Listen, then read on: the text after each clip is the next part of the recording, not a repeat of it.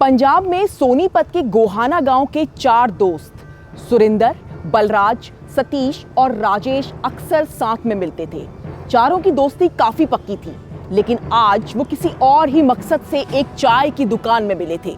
राजेश ने अपने तीनों दोस्तों को इस चाय की दुकान पर बुलाया और बताया अपना मकसद। मेरे पास एक प्लान है अमीर बनने का, क्या तुम तीनों इसमें मेरे साथ आओगे? हम चारों जल्द ही करोड़पति बन जाएंगे। राजेश अपने तीनों दोस्तों के सामने करोड़पति बनने का आसान रास्ता बता रहा था और तीनों उसे सुन रहे थे। राजेश प्रॉपर्टी डीलर था, सुरिंदर पैथोलॉजी लैब चलाता था, जबकि सतीश और बलराज खेती करते थे।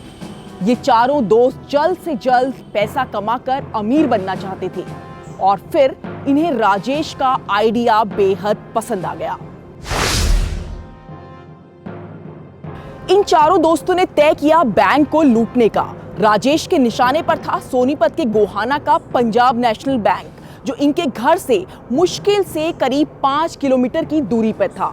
ये बैंक एक रेजिडेंशियल कॉलोनी में था। सरकारी बैंक होने की वजह से यहाँ बड़ी संख्या में ग्राहकों के खाते और लॉकर भी थे। राजेश ने इस बैंक को लेकर पूरी तैयारी कर ली थी। बैंक में कितना कैश होना चाहिए, बैंक में कितने लॉकर हैं और लॉकर के अंदर कितना सामान हो सकता है, ये सब रेकी राजेश ने पूरी की थी। सरकारी बैंक में लूट का आइडिया बेहद खतरनाक था, लेकिन एक फिल्म को देखकर राजेश और दोस्तों ने इसे बेहद शातिर अंदाज में पूरे करने का प्लान बनाया। बैंक के ठीक सामने एक वीरान घर था। ये वो घर था जहां आधी रात को ये चारों दोस्त रोज मिला करते। खिड़की को तोड़कर इन्होंने इस घर में दाखिल होने का रास्ता बना लिया था। इस घर के अंदर इन्होंने खुदाई का कुछ सामान रखा। जैसे ही रात का 1 बजता, ये चारों दोस्त यहाँ आकर खुदाई शुरू कर देते। 40 दिन तक रोज रात को ये अपना काम करते रहे। अपने उस प्लान को अंजाम देने तक पहुंचाने के लिए ये चारों दोस्त कड़ी मेहनत कर रहे थे। 40 दिन बाद इन चारों ने एक ऐसी सुरंग बना दी थी जो अंदर ही अंदर इस वीरान घर को सामने वाले पंजाब नेशनल बैंक से जोड़ती थी। ये सुरंग 100 फीट लंबी थी, जबकि इसकी चौड़ाई 2.5 फीट थी। बैंक और इस वीरान घर के बीच एक सड़क थी, लेकिन ये सुरंग उस सड़क से भी नीचे से होकर गुजरती थी। इन चारों ने इतनी सफाई से इस सुरंग को बनाया था कि किसी को समझ ही नहीं आ पाया कि यहाँ कोई सुरंग भी है। सुरंग का एक सिरा वीरान घर में था तो दूसरा पंजाब नेशनल बैंक के लॉकर रूम में। 2.5 फीट चौड़ी सुरंग में ये लोग अंदर ही अंदर आसानी से बैंक तक जा सकते थे। सारी तैयारियां पूरी हो गई थी। बैंक के लॉकर को काटने के लिए कटर, हथौड़े और दूसरा सामान इस घर में रख लिया गया था। डकैती के लिए इन लोगों ने शनिवार का दिन चुना, क्योंकि शनिवार को हाफ डे होता है और संडे को छुट्टी। इनको चोरी के लिए पूरा वक्त मिल रहा था। शनिवार देर रात तक इन्होंने देश की सबसे बड़ी चोरी को अंजाम दिया। इस सुरंग के रास्ते बैंक के लॉकर रूम तक ये लोग गए। इस बैंक में कुल 360 लॉकर थे, जो अब सब इनके सामने थे। चारों ने एक एक कर कटर और हथौड़े की मदद से बैंक के लॉकर को तोड़ना शुरू किया। लॉकर के अंदर रखे सामान को ये लोग बैग में भरते रहे। सोने चांदी के जेवर, सोने के बिस्किट, कैश और दूसरा कीमती सामान जो लोगों ने अपने लॉकर में रखा था, उसे ये अपने बैग में भर रहे थे। शनिवार को आधी रात को बैंक में लूट होती रही। सुबह उजाला होने से पहले उसी सुरंग के रास्ते ये लोग वापस उसी वीरान घर में आ गए। फिर वहां से लॉकर से चुराया हुआ सारा सामान लेकर रफू चक्कर हो गए। रविवार के दिन बैंक बंद था। सोमवार की सुबह बैंक खुला। ग्राहकों की भीड़ बढ़ने लगी। बाहर से सब कुछ सामान्य था। कई लॉकर्स के दरवाजे खुले हुए थे। सारे जेवरात और कीमती सामान गायब था।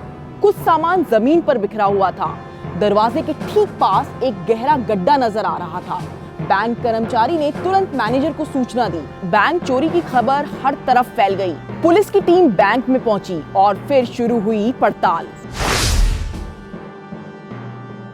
बैंक के 360 में से 86 लॉकर के दरवाजे तोड़े गए थे और उनमें से सारा सामान गायब हो चुका था।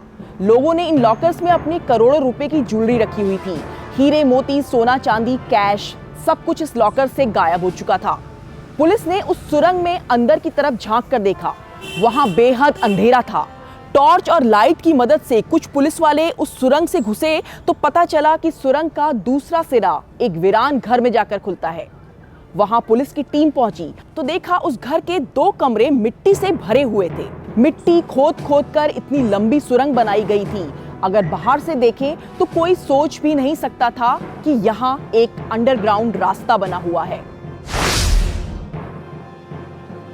2014 में हुई ये लूट इतिहास की एक बड़ी बैंक लूट में आती है। करोड़ों रुपए की लूट हुई तो पूरे देश में सनसनी फैल गई। जिन लोगों के लॉकर लूटे गए उन लोगों ने बैंक के खिलाफ जबरदस्त प्रदर्शन भी किया।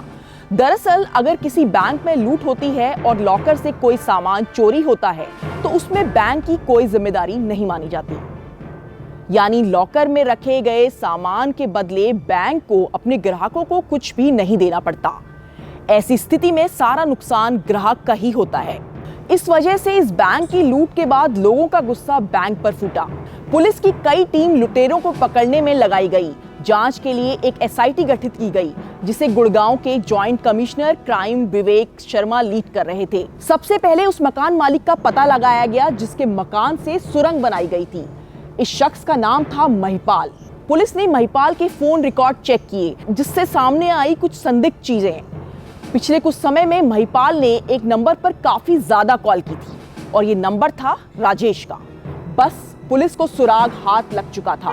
राजेश के साथ उसके 3 अन्य दोस्तों को भी पहचान लिया गया और उन्हें गिरफ्तार किया गया। पूछताछ शुरू हुई तो चारों ने अपना जुर्म कबूल किया। राजेश ने बताया कि महिपाल के कहने पर उन चारों ने ये प्लान बनाया था। इस पूरी साजिश के पीछे महिपाल का हाथ था। उसने ही राजेश को जल्द से जल्द अमीर बनने का ये प्लान बताया, जो बाद में राजेश ने अपने बाकी के दोस्तों को सुनाया और उन्हें ये प्लान पसंद आ गया। इन 5 ने बैंक से लूटा हुआ पैसा बैंक से करीब 5 किलोमीटर दूर गोहाना गांव की एक ईंट भट्टी में गड्ढा खोदकर छुपा दिया। चारों की गिरफ्तारी हुई तो महिपाल फरार हो गया, लेकिन कुछ दिन बाद ही महिपाल की लाश एक कार से मिली। बताया गया कि महिपाल ने सुसाइड कर लिया है। 2014 में हुई पंजाब नेशनल बैंक की इस डकैती को देश की बड़ी डकैतियों में से एक माना जाता है। इस कहानी में फिलहाल इतना ही। क्राइम की सच्ची और खौफनाक घटनाएं देखने के लिए एनबीटी क्राइम पर आप बने रहिए। एनबीटी क्राइम चैनल को सब्सक्राइब करिए और अगर आपको वीडियो पसंद आ रहे हैं तो प्लीज लाइक भी जरूर करिए।